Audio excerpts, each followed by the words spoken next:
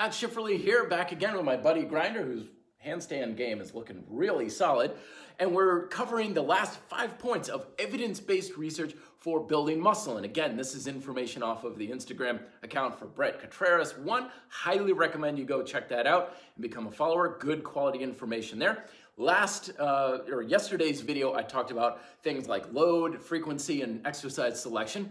Today, we have 5 more points to help you maximize your muscle building potential. So point number 6 is exercise order. What kind of order should you have? And in the last video, I talked about how a lot of people like to start off with the compound movements, things like doing deadlifts before having something of a little bit more single joint, like a hip extension exercise. Generally though, what you work on at the beginning of your workout is going to get the lion's share of your intensity and probably have the best results with.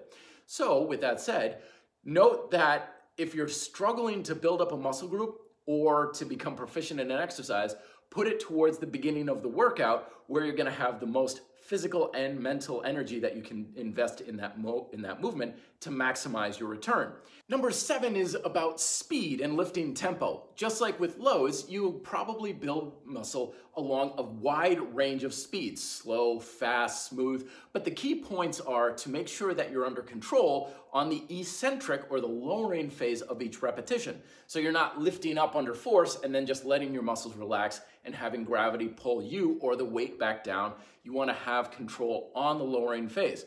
I would also recommend use some sort of speed that doesn't involve too much momentum, so that way you have that constant time under tension under the muscles. That's my end point, not Brett's. But also make sure that you're not going super slow, because it can just make your workouts very long and very tedious. So usually something that's about 3 to 6 seconds per repetition is a good sweet spot to be aiming for. When it comes to rest periods, there can be quite a range here as well. Typically though, when you're trying to build muscle, you want to rest long enough so that you can put a good amount of effort into each set, but you don't want to rest so long that you start to kind of cool down and mentally start to take a break. So 2 to 3 minutes tends to be a sweet spot for a lot of folks. But also listen to your body.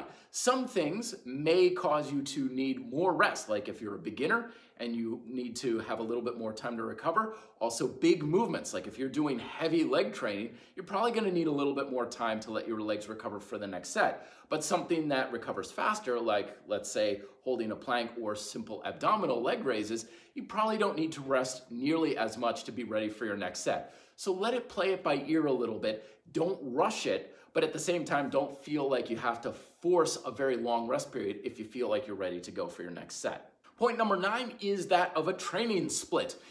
Generally, this kind of is a roll your own sort of deal. In the previous video, I talked about how getting 10 to 20 work sets per muscle group per week seems to be what the evidence is now suggesting is best.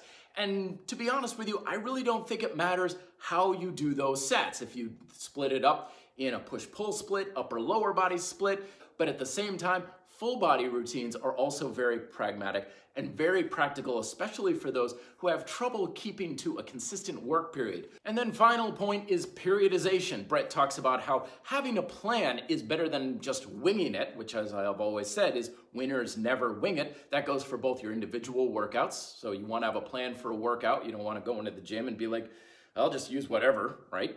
But you also want to have a plan for when you're changing over your workouts. Remember, I did the podcast on periodization about a month ago. There's a link somewhere here or at the end of the video. I don't know how YouTube is working these days, but having a plan is the key thing that's more important. So there you go. Part 2 is done. These are the 10 evidence-based points on workout guidelines for muscle hypertrophy and growth. Again, Brett Contreras 1 over at Instagram. Go check him out and subscribe up here if you like these videos. If you want more or to catch back up with part 1, you can check that here as well. Till then, be fit, live free.